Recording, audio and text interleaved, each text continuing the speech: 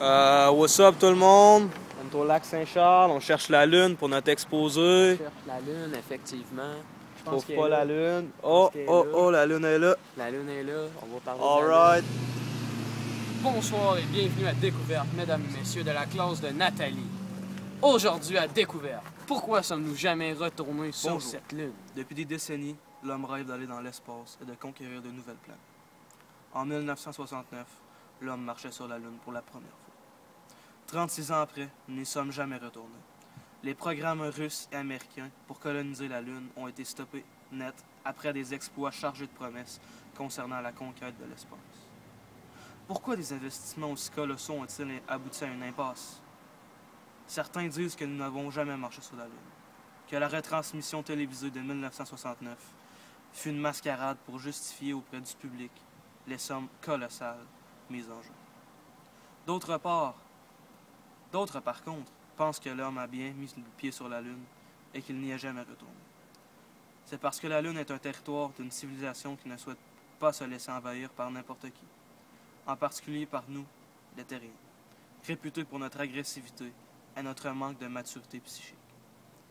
Des Templiers à la mort de John F. Kennedy, en passant par le 11 septembre, les théoriciens du complot s'en sont toujours donnés à cœur joie. Mais aucun complot n'est plus brûlant que celui des premiers pas de l'homme. Surtout 3 ans après l'anniversaire des 40 ans de la mission Apollo 11. Certains restent toujours persuadés que l'homme n'y a jamais mis les pieds. D'après un sondage de 1999, c'est l'opinion de 6% des Américains et le pourcentage est bien plus élevé en France. Certains sont persuadés que la première mission humaine sur la Lune est un hoax.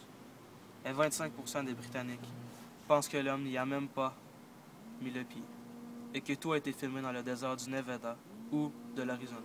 Le summum du ridicule a été atteint en 2001 avec un documentaire racoleur diffusé sur la Fox parlant de plusieurs preuves erronées comme le drapeau qui ne pourrait supposément pas bouger dans le vide, des ombres non parallèles avec le soleil comme seule source de lumière et les combinaisons qui brillent même dans l'ombre, des véhicules, les traces de pas qui sont trop enfoncées. Toutes ces théories ont été démystifiées. Ceci est un faux documentaire basé sur des mensonges, de fausses idées reçues sur les aberrations ainsi que de faux spécialistes. Vous pouvez trouver sur Dailymotion des documentaires qui reflètent la théorie de l'évolution de Darwin, le réchauffement climatique et sur les théories des complots concernant les ovnis. C'est une évidence que l'homme est bel et bien allé car l'URSS n'a jamais contesté l'authenticité des missions Apollo. La Chine, la Russie n'ont jamais apporté le moindre soutien aux théories du complot, évidence qui démontre que ces derniers sont plus ou moins scientifiques. De plus, beaucoup d'échantillons lunaires ont été rapportés sur Terre. Voici un argument en défaveur d'un complot. Neil Armstrong a déposé un déflecteur sur la mer de la Tranquillité afin de mesurer avec précision la distance Terre-Lune à l'aide d'un laser.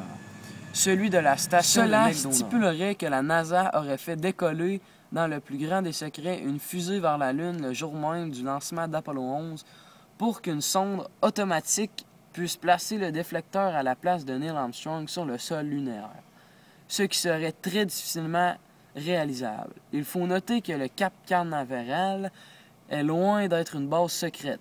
Supprimons donc l'option du complot, mais malgré tout, on ne pourra jamais savoir à 100% ce qui s'est vraiment passé. La Lune n'était qu'un challenge.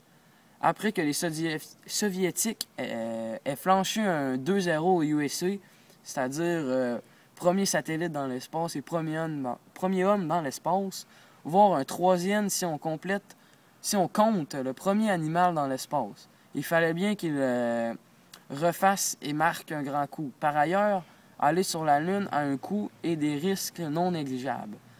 La balance risque-bénéfice n'a plus justifié non plus d'entreprendre un tel voyage.